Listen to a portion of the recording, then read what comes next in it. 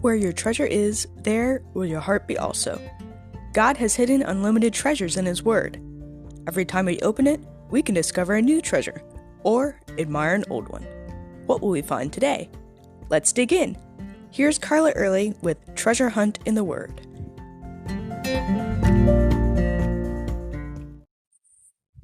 Moses had been on Mount Sinai for a long time. When he came down, he found that the people left in Aaron's care had been worshiping a golden calf.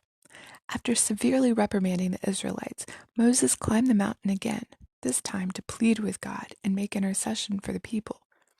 By chapter 34, God has forgiven his people and agreed once again to lead them to the land he had promised.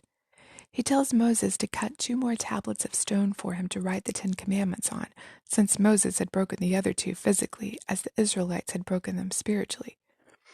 God had shown Moses his glory as he passed by him.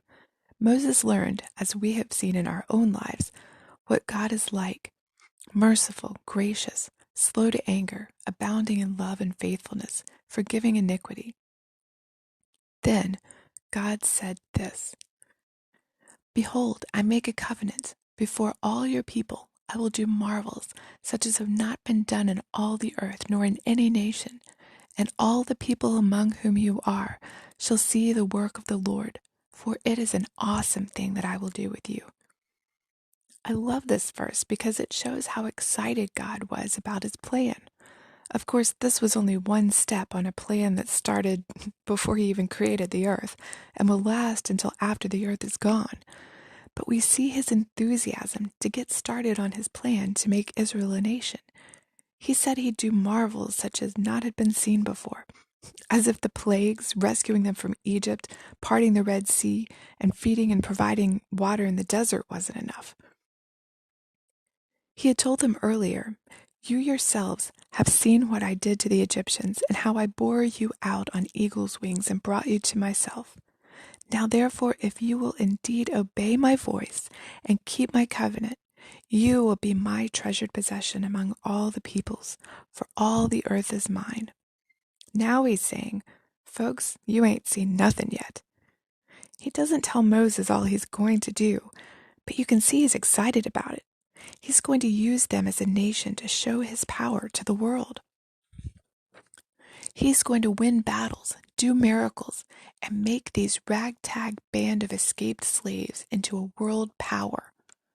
Of course, this would take several generations, but even those living at the time of this promise would see some pretty awesome things as they wandered in the wilderness. Unfortunately, because of their disobedience and not trusting God, the generation at that time wouldn't live to see the conquering of the promised land. But it would come.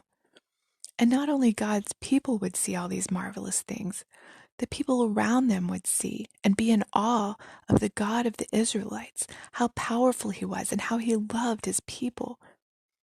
Today, you are God's treasured possession. He's made you a whole Bible full of promises, and he has a plan for you that includes some pretty awesome things. You might have experienced some of them already. But keep in mind, they aren't just for you. These marvels he has planned are for those around you to see his power and to know how much he loves you and to draw them to him, to be his children too. Not that everything's going to be smooth sailing for you. On the contrary, problems and crises will make it clear to you and to others that God is with you. They will make people stop and take notice. Why does he have such a peace in the midst of this storm?